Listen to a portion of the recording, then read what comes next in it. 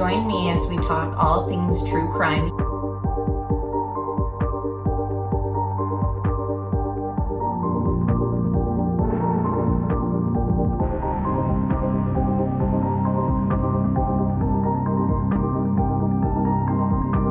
Made contact and shattered. The missing 4-year-old. The parents have called in and that the mother has went through a wall, came home, now they can't find her. Chad, where are Lori's kids? They've been missing for 4 months. You have nothing to say? 4 were stabbed multiple times and were likely asleep during the attack. Some had defensive wounds. Most of them had just like one that was the lethal stab wound. Oh, what a tangled web we weave. Once I told a lie, and I told my family, I had to keep lying.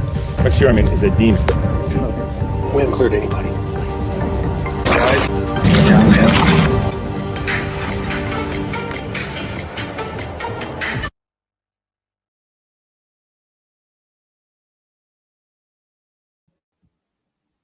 Hey everybody, let me know if you can hear me.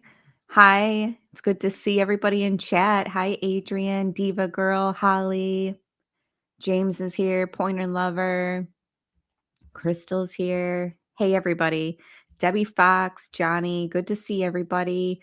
I saw earlier Melly was here, Zoe's here, Denise, happy Sunday. Yes, hit that like button. Thank you so much, Melly. Hey, Tiny Ghost. I hope you're doing well.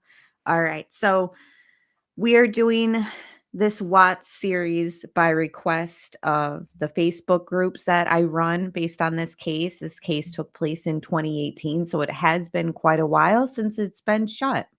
There has been a lot of questions and a lot of extensive research that the Watts community has done on this case over the years, because a lot of it just doesn't add up or make sense, because it was closed within months and shut down with a plea deal. So we did not get the answers at trial or the closures a trial usually brings. So we meet every Sunday and we kind of just comb through what we have in the case and kind of maybe bounce off ideas and just kind of keep the case going, because we really genuinely feel like there's more to this story than what the mainstream media and what the district attorney and law enforcement authoritative figures in this case have basically told us. And that's what we're going to do. So we are going to continue it.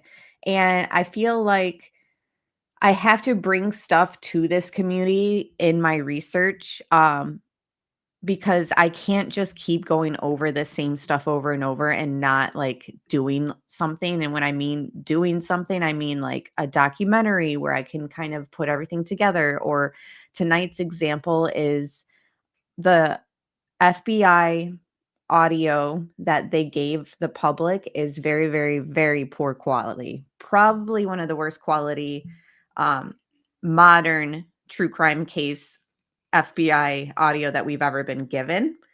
It was told to us that it was given to us based off of an interview, hey Dustin, that the FBI conducted with Nichol Kessinger, who was Chris Watts' mistress in the case. And they hid the microphone in their pocket and they met her at a public setting in a park there. I think it was called Majestic Park. And so that's why we always just thought, oh, that must be why you hear all this noise and it's just really poor quality. There's airplanes, there's kids and all this stuff that you would hear at a park. Her dog is there, her dad is there. A lot of background noise. The more the time goes by, and I don't know if anybody is on the same page with me with this, but I just keep, and the more I look at other true crime cases and modern ones and, any ones over the last few decades, I do look at cases even back in the 80s. And, I feel like I find it very hard to believe at this point, like I'm in the assumption of question everything in this case in particular. And I'm under the assumption, hey, Allison, so good to see you, that I just feel like they did this audio interview with Nichol Kessinger. And the main thing is you have to remember that this is the only FBI interview that Nichol Kessinger had.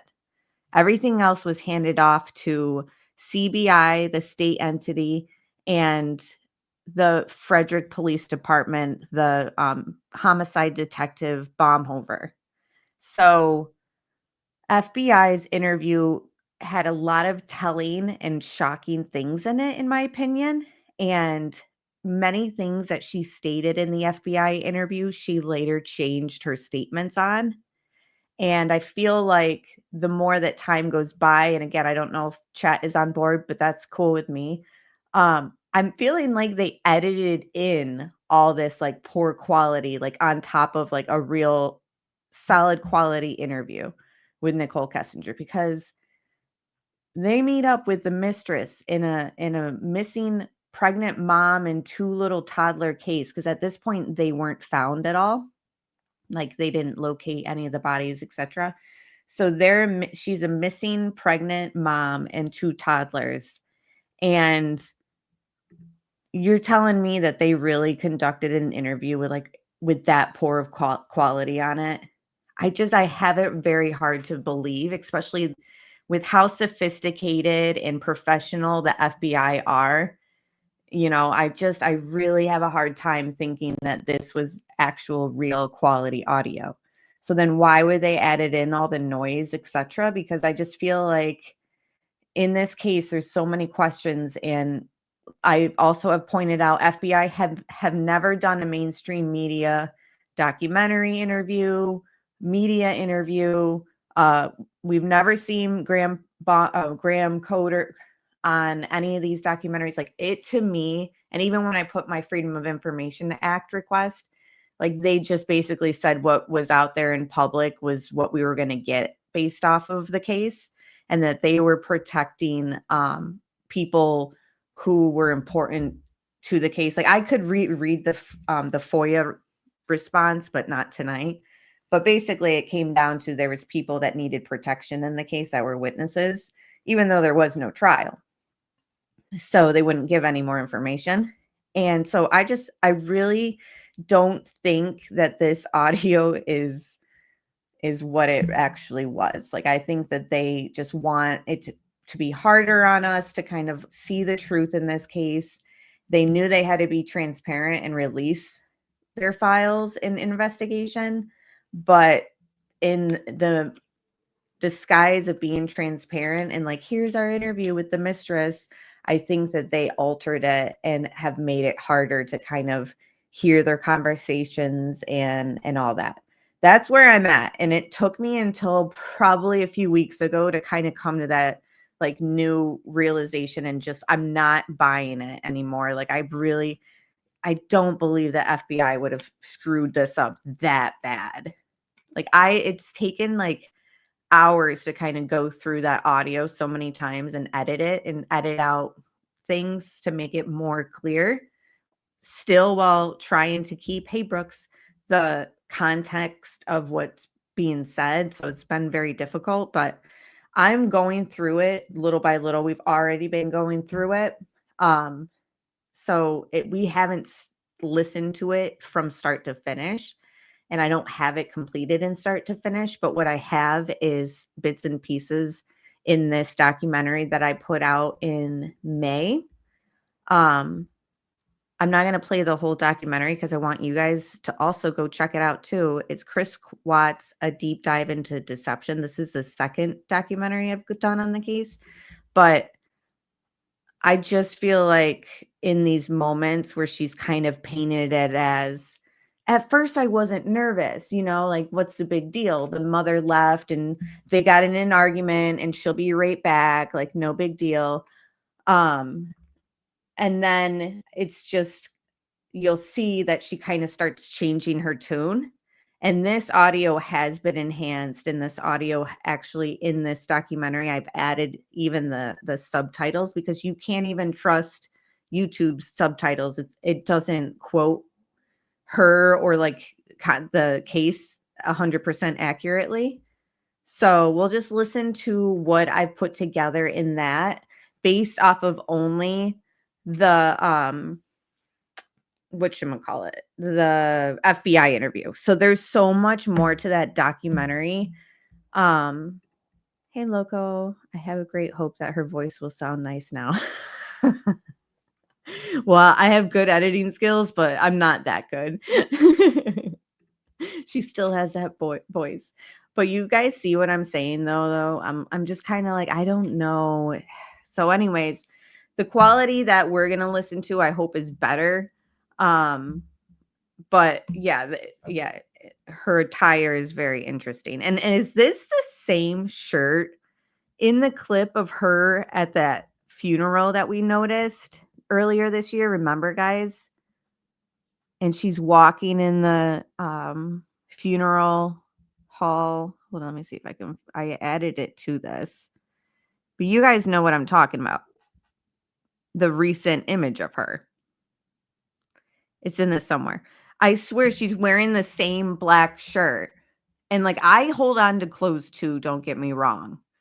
But I don't know, I just thought it was like so weird because it was like, see how her long sleeves they're not all the way down to her wrist. Like, I think it's the same shirt in the clip of her at the funeral because the sleeves were like 3/4.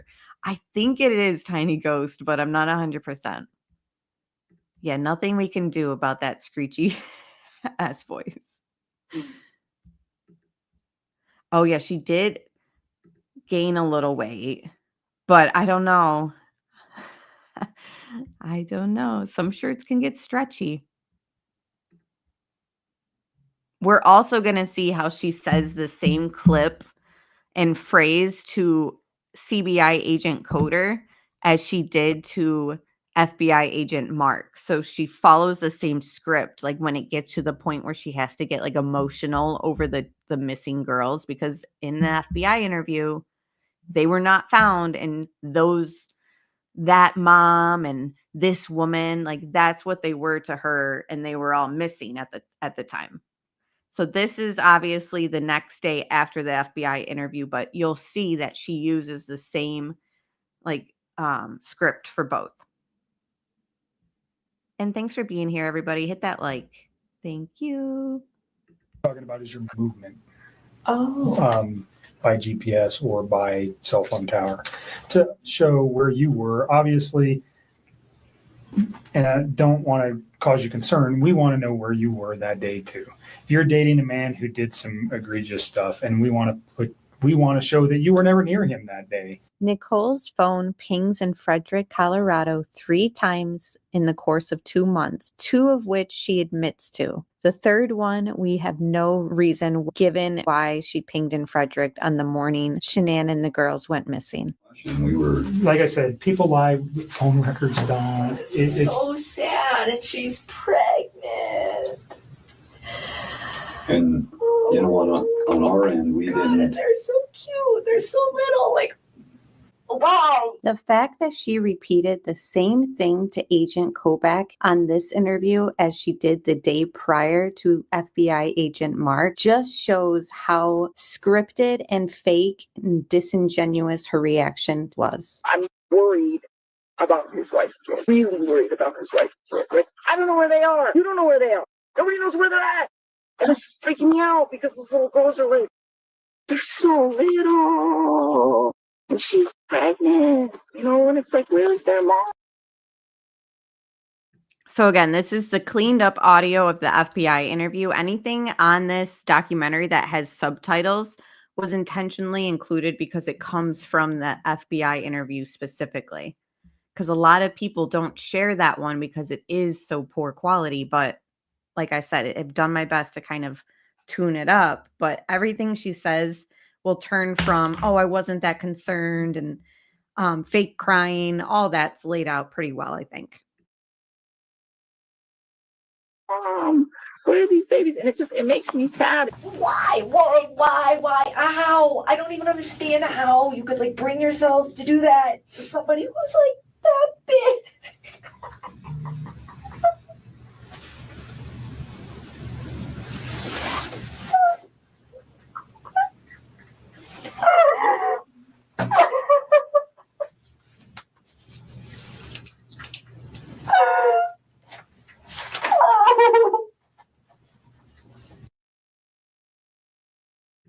I personally feel like she was struggling, and a lot of you guys are saying like, this is fake. And a lot of people don't buy her quote unquote crying mode. I feel like her own father realized like she's not nailing this crying thing. So I got to get up and kind of hug her, hide her face a little bit so no one notices that like there's actually no tears. I know, Sherlock. She's one of the worst.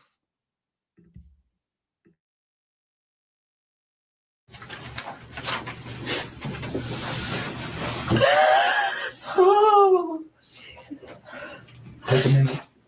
Do you want to step out for a minute? No, I just need to chill with my eyes closed for a sec.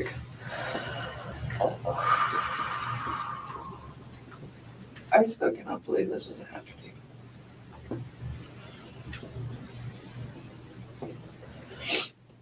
All right, let's keep going because we're just getting to like the meat of this whole situation. That he was in the process of a separation from his wife, and as far as I knew, that was becoming pretty finalized. I was like, well, where is she going to stay? I wanted him to be in close proximity to her. Like, why is she even allowed to chime in and say what she wants? At this moment, she's a mistress of 6 weeks, according to her and Chris. Okay, we all know that. I don't think this was just 6 weeks. Anyways, so she's saying, I wanted him to be close, proximity to her. Why are you telling him what you want? And anything to do with like the wife that he's only having a separation from. Like we're not even talking divorce. And she's like, well, and these are her own words that she's repeating to the FBI agent that she said to Chris. Well, where is she going to stay? Huh? Like that's just so, if this was really 6 weeks, because again, this would have been before 6 weeks because the 6-week mark is when the murder happens. So if she's only a mistress of a couple of weeks and she's like, well, where is she going to stay? It's like, honey, back up. Don't worry about it. Like why do you have so much concern on that?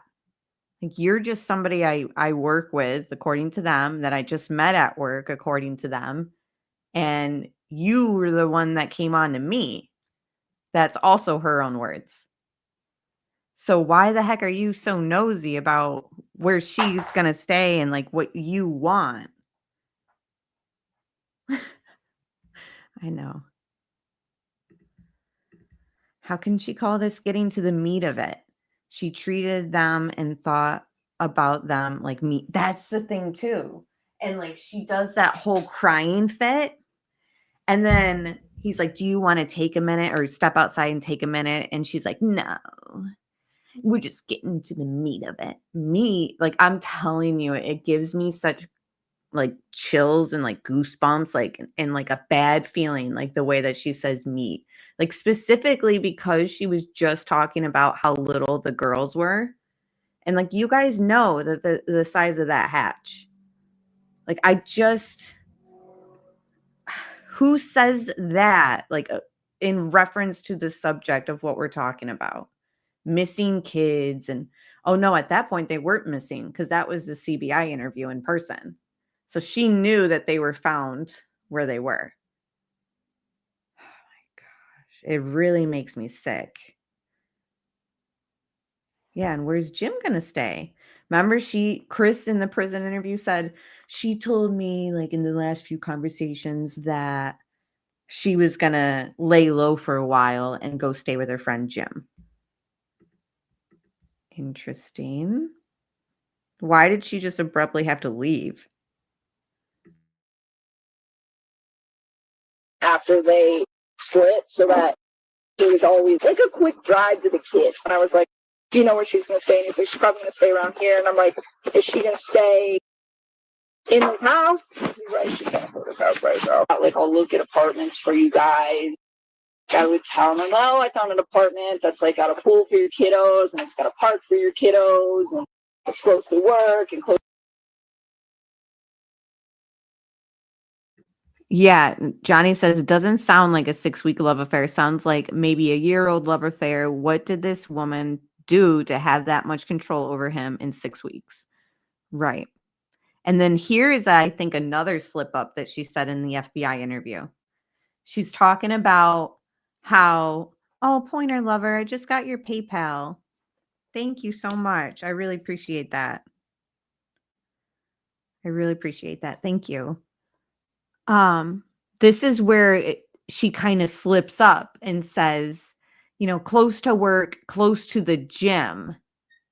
And then after the FBI interview, she changes like the tone of him working out to be like, he just worked out in the basement.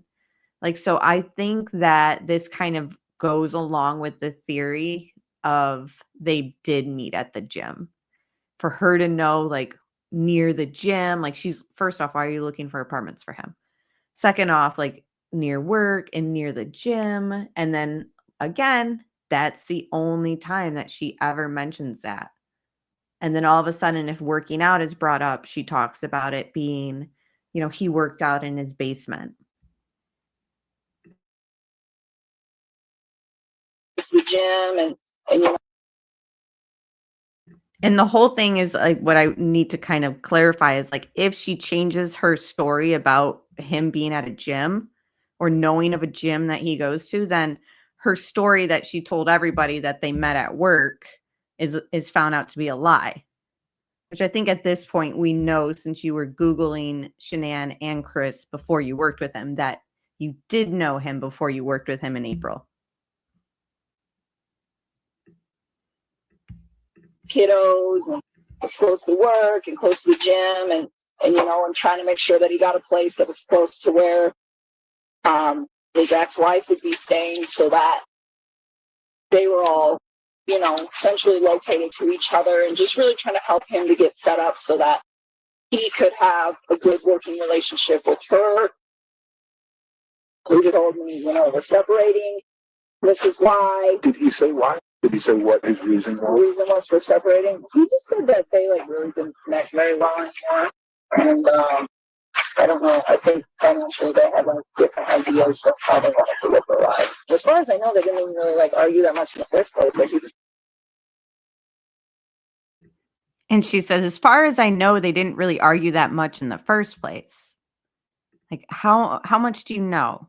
Why don't you just clarify that question first? I want to read this Facebook post that Shanann put up, though. 7 years ago, I fell in love with you. 5 years ago, I married my best friend, my soulmate. I married you. Chris, these have been the best years of my life. Our love just grows strong every day. We have 2 beautiful little girls that call us mommy and daddy. We sold a house, moved to Colorado 5 years ago, and built a home for our family. You make me a better person. You believe in me. We have dreams and goals together. You understand me. You put up with me. I love you more than words can say. And God placed you in my life at the right time. I couldn't imagine life without you. Happy anniversary. Isn't that just so wild? And like, I know that we've heard her like saying stuff like this in her Facebook lives, but like, just every time I read the way that she adored him and like made it publicly known, like, was she the perfect wife and mom? No. Is anybody perfect? No. Did she do things that maybe I myself and maybe you guys in chat like wouldn't do as a mom or wife? Maybe and probably. But nothing warranted her coming home that night and whatever took place in that house. The second I think it happened right away. But, you know, she didn't deserve this. And for us to be sitting here talking about this, how many years later, like the way the district attorney handled this case, the way that law enforcement handled this case, it's a miscarriage of justice, I think, truly. Never like, oh, I fight with my wife all the time. Like that was never ever brought up. And I know she's a good mom. How does Nichol know that Shanann's a good mom? We stopped by there once on the way to my house, and I was there for maybe like 15 minutes. So here we go. FBI interview. First interview that she has with law enforcement in this case. She says she's only been to the house one time. Maybe for like 15 minutes, she says. This is all before she knew that it's going to turn into a homicide case because right now it's just a missing pregnant mom and 2 toddler case.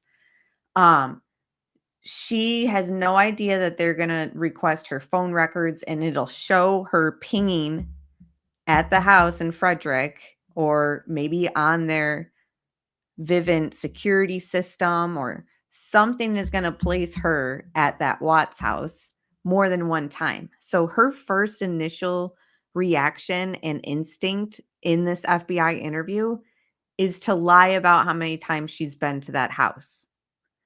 And since we know she pinged there only close to 5 hours after Shanann got home at 1:48 in the morning, so she pings in Frederick. Again, like that's just in Frederick at a tower. But she never pinged there any other time on that early in the morning, allegedly on her way to work. People have said it was like she's never come out and clarified it. She's never been asked why she pinged in Frederick the morning Shanann and the girls go missing or were allegedly killed, like the district attorney says that morning.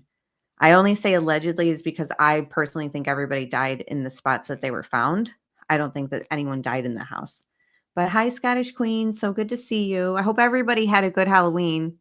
Same with you, Holly, and the little guy. What was he for Halloween? I want to know.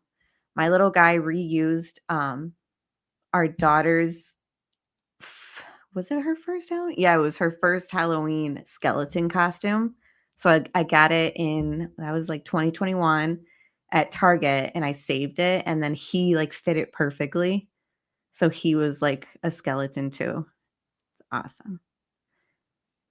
Yeah, it's problematic. Like her first initial instinct being interviewed by FBI is to lie about how many times she's at the house. Like that's red flag.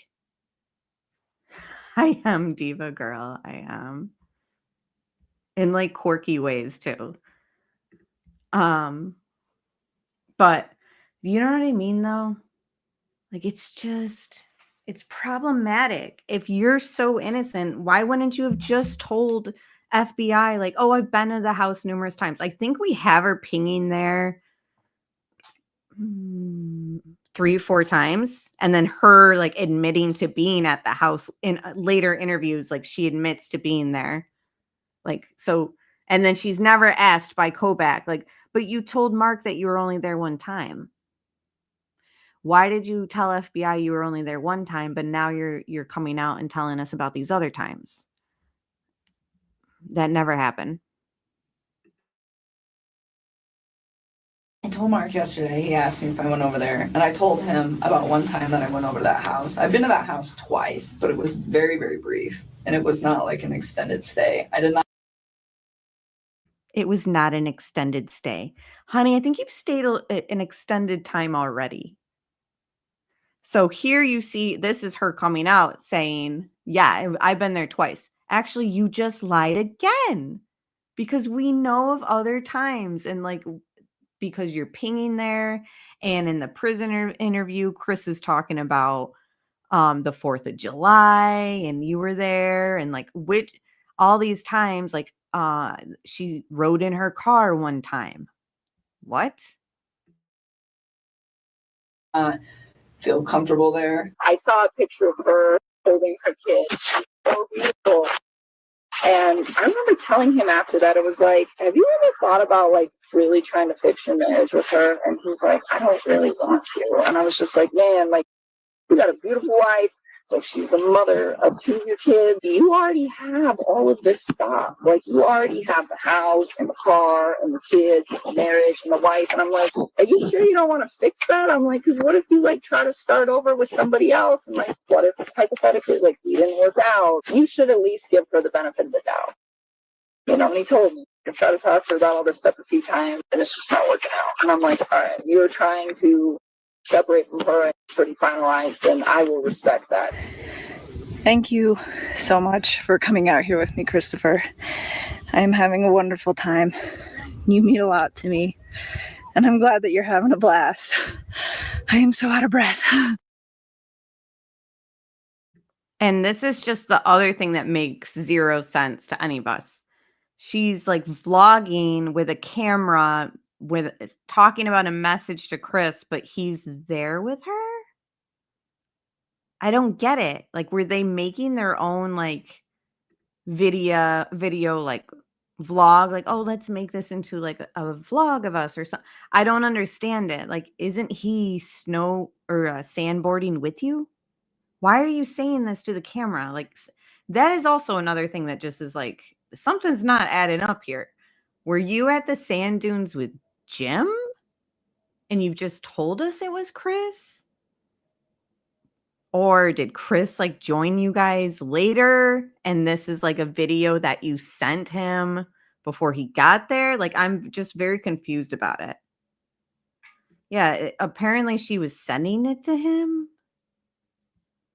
It just doesn't make sense to me. Like, I thought he was there with you. That's the thing too. Patricia says, I wonder if she did that hoping Shanann might find it on his phone.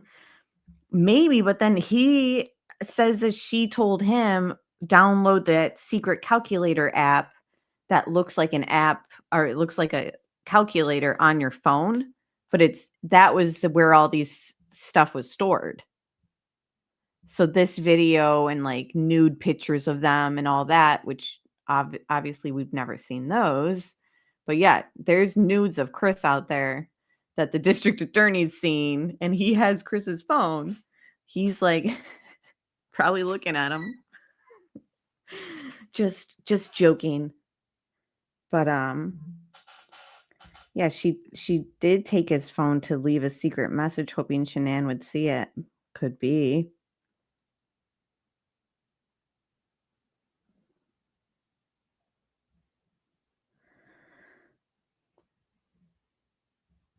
Yeah, I guess I do too. But that's just because I'm lazy. And I don't feel like yelling, like if I'm holding the sleeping baby. But like I thought like she was sandboarding with him, because there's images of him sandboarding too. A lot of people think that, Sherry. I personally don't, because I've personally never seen a brain damaged person, like, because people theorize that she was brain dead, not completely dead, like walking around. But how does that happen?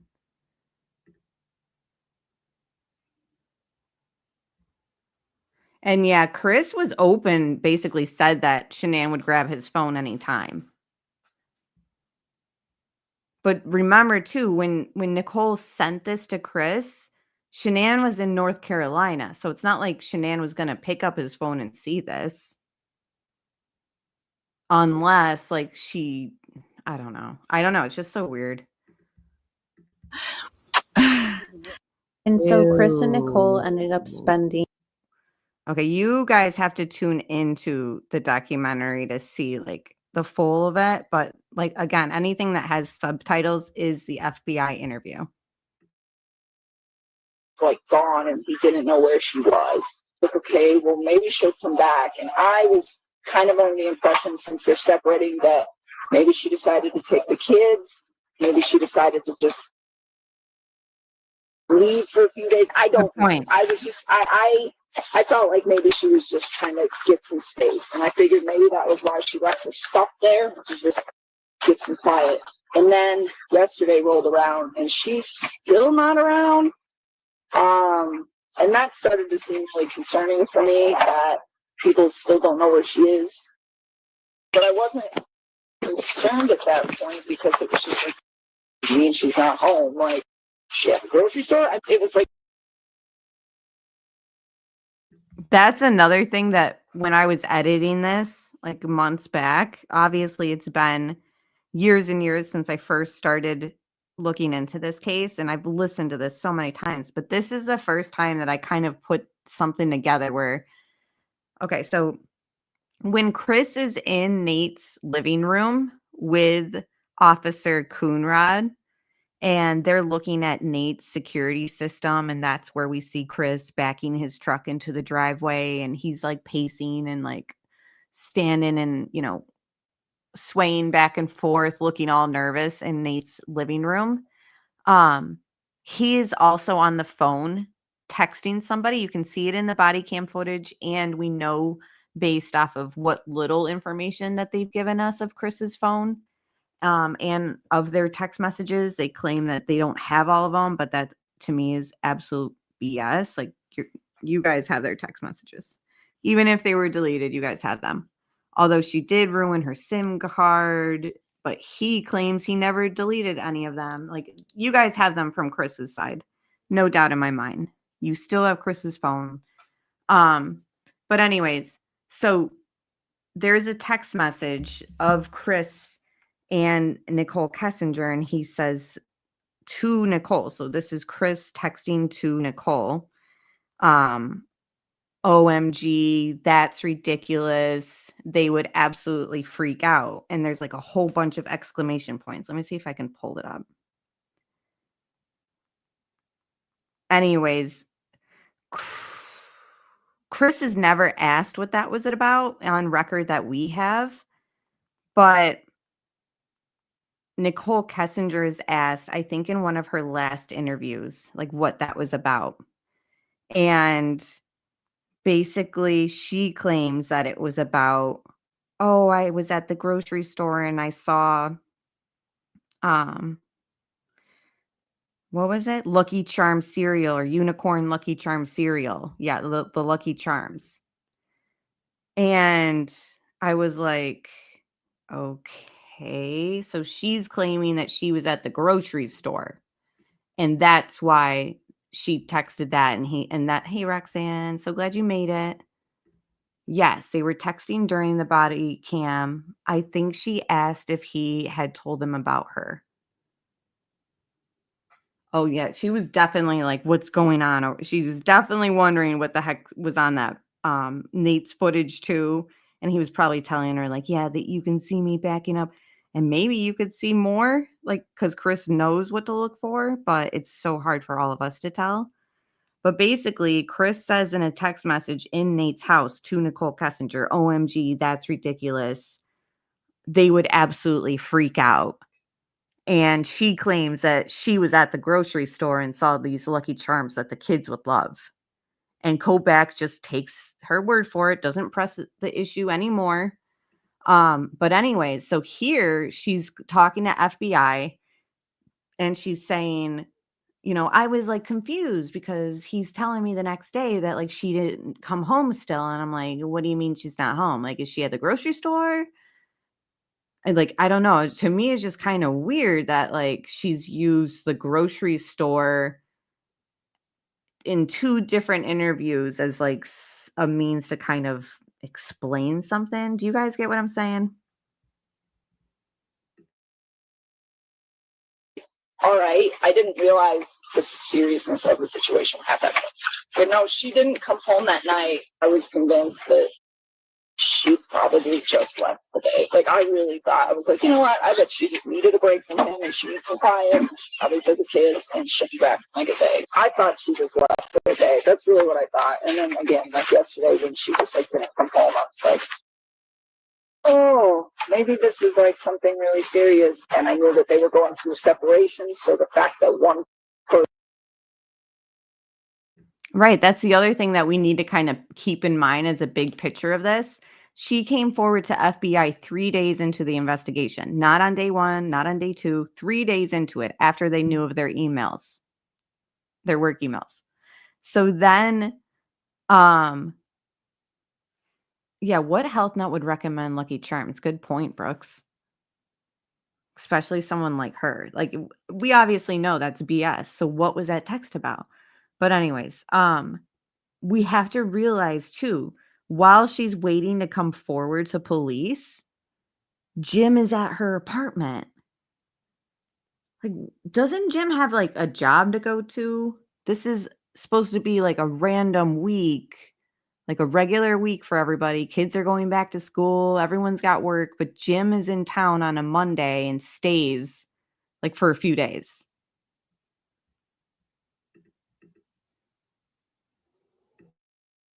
And here she goes again. And I knew that they were going through a separation.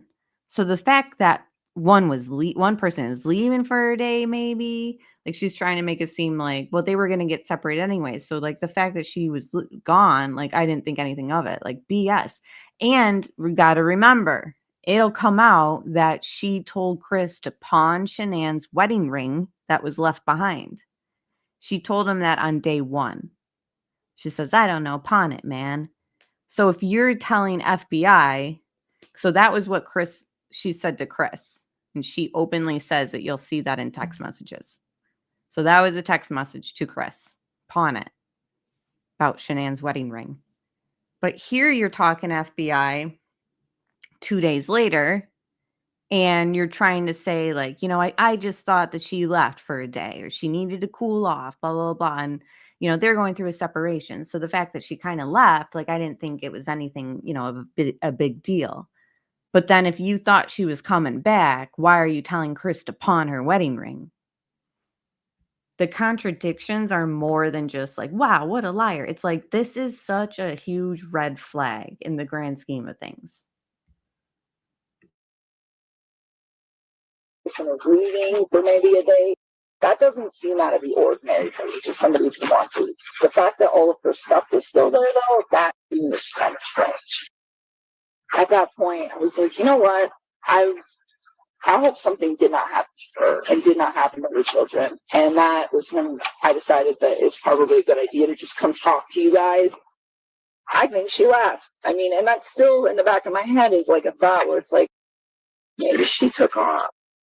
I mean, maybe she did. Obviously, her financial situation wasn't that great. Well, maybe she just left because she didn't want to deal with it. Like, if we're over, like, you can deal with it. I don't know where she's at, and it's really concerning me that this woman and her children cannot be located. It's not okay. It scares me, and I'm worried for all of them. His wife not coming home. I was like, you know what? I wonder if there's more to this story than I know. I want my family back. Like, I want them safe.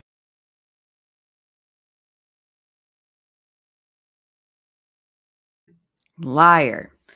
But yeah, guys, so that is part of the FBI interview that I'm enhancing and will, you know, bring to you guys. Like, you could hear even there, like, it's very fuzzy, but it's the best that we can do. Hey, Deco. Scottish Queen says maybe she asked, can they see me in Nate's video? Yeah, exactly. Do they see me walking out of the garage like we all see? Holding a child. Maybe it was Cece. Hold on, wait. Did she tell police what time she got home that day? Would she have had time to go to the grocery store after leaving work? She claims that she left work around 3 and gets home at 3:45. So she claims that it was like a straight shot. But you know what's interesting too, James, is remember on Tuesday when Chris goes in with FBI and he has that FBI interview with Graham Coder. And at the end of the interview, Detective Baumhover comes in with, like, I think an iPad or something. And they're showing it to Chris, and Chris is looking at it very intensively. And he's looking very, like, close and serious at it. And we find out in the discovery and in that audio of that interview that they had gotten a tip of somebody that looked like Shanann and the 2 girls. I think maybe it was like that looked like the 2 girls. I would have to double check. But it was at a grocery store too. But Chris is like telling them, no, it's not them. So I thought that was weird, but I don't know. I agree, Holly. The trolls that try to spin this case in that direction, I'm not entirely convinced that they're just all people that don't like her or that found this case and realized they don't like her. Like, I really think that there's like trolls from the district attorney's office in Colorado that are like feeding that narrative to kind of make it so that we don't go down a different route. Like, oh yeah, maybe it was. It's like, no, that's not it. Yeah, Walmart or something. But the way that Chris was looking at it, like, I don't know. People would argue, oh, he's just manipulating and acting. To me on Tuesday, like, it looked, when he's looking at it, like it looked like he really was like giving it consideration. Like, is that them? Like, wanted to know if it was them. Yeah, good luck, trolls. It's been since 2019 that I've been looking at this case, and we're not going away. And that's the thing too, is like and I've said it to you guys before, like there's stuff in this case that I want to discuss, but I just don't trust saying it on YouTube, because the stuff that it kind of involves, we've kind of touched on it in other streams, but I don't know. I'm thinking of maybe doing a Patreon so that we can kind of discuss things like there as well. They were relentless about her right after it happened. Remember Critical K? Yes. And that's the thing, is like, I think that because this case got huge in Facebook groups right away. That's how I found this case too, is it was like suggested to me or something like that. And I was like, oh, I'll just join. This looks interesting. Like, I've seen something about this case on YouTube or something. And like, there were people in these groups that were pushing the narrative that Shanann was the one that did this. And then opportunistic people decided, oh, I'm going to base my whole channel around that theory, or I'm going to bring that theory to my platform that I have and run with it there. And then things got ugly. I do remember her being very critical. So was True Crime Rocket Science. Remember?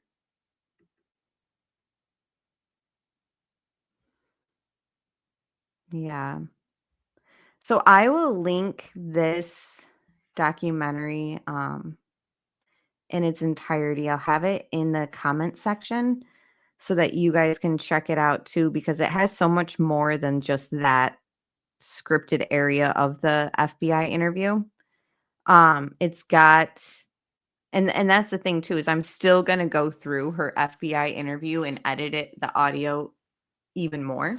So like, we've only heard like a little portion of it. And then last week, I think we listened to some too. And then now I'll just keep going with bits of it, maybe like 6 minutes at a time, and we'll discuss it each Sunday. You forgot about him? I don't think he was planning to do that to the kids. It just so happened Bella caught him in the act. I definitely don't think the children were a part of the original plan. Definitely don't think that.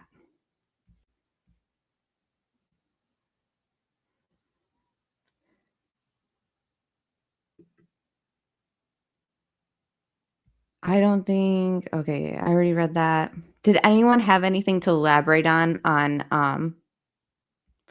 our page on Facebook is private too. So like, when you're in the group, which is linked in the description box as well, guys, anything that we say and stuff stays in there. Like, no one can see on your Facebook like that you're in there commenting and stuff. It's just got so much information, because I believe did we start that group in 2020 or 2019? That's the thing, is like, when I stumbled on this case, I was still working. And so I wasn't able to like really get on like social media with it until 2020, when like work shut down because of 2020. But he did say he knew it was the last night he was going to tuck his babies into bed. So that's premeditated. I do think that he premeditated this case, or yeah, the Shanann. But I don't think what he told Cadel, that was, it's just so convoluted, especially over the years. But in my opinion, of course, others might feel differently. His confession to Cadel is his third confession. It changed from the confession that took place when he was arrested, which was that Shanann killed the girl, so he killed Shanann. Then it turned into the prison interview, where he confesses to them all, but he basically says like he doesn't know why, and he just woke up angry that day, and etc. And then the third confession is his quote letters to Cadel, where he stated that he knew it was the last time he was going to tuck them into bed, etc. which things that he said to Cadel were totally different and opposite to things that he said in the prison interview and things that he said in his first interview. So it's like people have decided to pick and choose which statements they believe from him. Me personally, anything that he said to Cadel, like, I really don't believe. Like, for the most part, I don't believe. I should probably pick out the little things that I do believe that he told Cadel, but for the most part, I don't believe much. And when he said that he knew it was the last time he was going to talk them into bed that night, I don't believe that. Another reason why I don't believe that either is because he, in the body camera on the first day that they're missing, he has their shoes from the birthday party they went to, and they used water guns and water balloons and stuff at the party, and they got all wet. He has their shoes drying out on the back deck. So to me, if he knew that he was going to kill his kids, like, he wouldn't have packed their backpacks, which we discovered he packed. He wouldn't have given them a bath, which we've discovered he did. He wouldn't have hung their wet shoes out back so that they could wear them again. Like, to me, like, I just don't believe him telling Cadel that he knew that that was the last night he'd put him to bed. But that, again, that's just my opinion. And I really should point out, I think one of the only things I believe that he told Cadel was something to the effect in the letter he said, if you feel like there is more to this, then you're correct. And I think that that was one of the only truths that he ever told in, like, his letters to Cadel. Oh, for sure, Brooks. And from the prison source that I had last year, she doesn't work there anymore. She basically told me that. She's like, he's just like a regular guy. Like, you know, he's kind of doofusy. Like, he's not tall. He's gotten soft. He's not fat, but he's not, like, in shape like he was. And he just, you know, works his job and custodial work and helps take care of a prisoner, I guess, who's in a wheelchair in the rec time, and, like, pushes him around and stuff. And he wakes up and he's happy to be there. He's got a routine. So when the mainstream media puts out things like Chris wants out and Chris is gaining weight and he's unhappy and all, I don't believe it. I think that the mainstream media kind of shoves that in our face so that we're content that this shut down the way it did, and we're like, good, let him rot. But really, he's living like a cushy life in prison for prison standards. Believe he's got a TV, you know, a little iPad and stuff. Girls write him all the time. Yeah. So, and like I said, the mainstream media will periodically put out stuff like Chris is miserable on his birthday. It's like, right. He's completely content with it. And he actually, in the recent statements, he, you know, looking for a wife and found a woman and was hoping to marry her. The prison told him no. But he told a female pen pal recently that we covered like a couple weeks ago that, you know, he's not the same man he was, and God, you know, sees him as the man he is today and all this stuff. And it's like, all right, Chris, why don't you just tell us the truth? Then we can call it a day. But yeah, I appreciate you guys being here again. Next Sunday, I will also edit another little portion of the FBI interview and make sure that the sound is better quality than what is on record for us to source. Because that's the thing too, is like I was saying in the beginning of the stream, like, to go over this case over and over again, you want, I'm to the point where it's like I want to bring stuff in my research to, you know, the community, true crime community and Watts community, whatever, that isn't already there. So yes, this interview is out there, but it's not as good quality. And yeah, the subtitles that have been paired with it, like with transcripts and stuff, doesn't match what's actually really being said. So that's also a problem. But yeah. Yes, his parents do visit. Yeah, he's gotten more attention now in life than he's ever had before. I agree. Of course, he's content. And he's just the type. Like, he's just like, okay, this is what it is. I can make do. Thank you, Denise. You always leave such nice comments. And again, thank you everyone who joined. Meet us again for Watts discussion next Sunday. And yeah, hit that like button, Pointer Lover. Thank you again so very much for that PayPal. Thank you everyone who interacted. Thank you, Brooks. Cindy, good to see you. Adrian, thanks so much for being here. I hope everybody has a good week. Join me Friday night, possibly Saturday. Sometimes it's hit or miss, but definitely we'll be discussing Watts on Sunday. Yeah, he doesn't have to make choices, Sherlock says. Exactly. And that's what Chris finds comfort in. Like, oh, it's done for me. Like remember when a perfect example of that is he's talking about being at Nichol Kessinger's house on 4th of July. And he's like, Shanann was calling me and I fell asleep, because like I had the day off. I didn't have to work that day. So I fell asleep and I didn't answer. And it was like, because he didn't have to work that day, he ends up, it's like he was excusing him being at like another girl's house sleeping. Like, well, I didn't have to work. It was just so weird sounding, like if he had to work, like, would he, I don't know. He's very robotic, hard to explain. But yeah, I appreciate that, Kelly. And I'll see you guys. Is Friday still Idaho 4? So this Friday was Halloween, so I skipped it. But I think with the new pictures that are coming out, I think that we should do a Friday Idaho 4. So let me prep and get everything kind of figured out. Yeah, he just checked all the way out. All right, guys. Yeah, good night. I'll see you guys soon.